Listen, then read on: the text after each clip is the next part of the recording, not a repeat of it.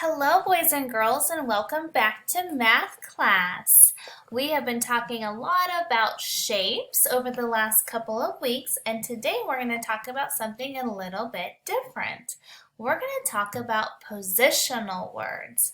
So if you take a look at the poster I have, these are some of the phrases or words when we talk about the position of an object. So if we look at this first one right up top here, the basketball is above the basketball goal. If we go clockwise and we go to the next basketball, this basketball could either be called next to the basketball goal or beside the basketball goal. We're going to keep going clockwise. Down here, this bottom basketball is below the basketball goal.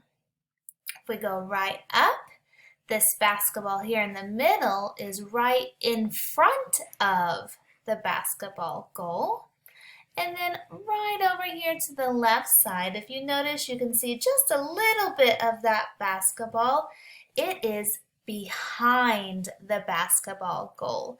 So for this activity, what I want you to do is I want you to find either a stuffed animal or a toy or something little and have your parent or your guardian or whoever is helping you with your math today, have them tell you some positional words, and I want you to move that toy so that it's in the position of what your adult or parent is telling you to do. So for example, if I have my teddy bear, my mom or dad could say, put the teddy bear above the table.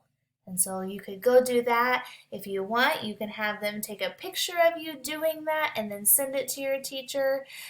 Go through a couple of these. Have them tell you to put it next to something or have them tell you to put it behind something. Just play a little game of positional words for your first activity.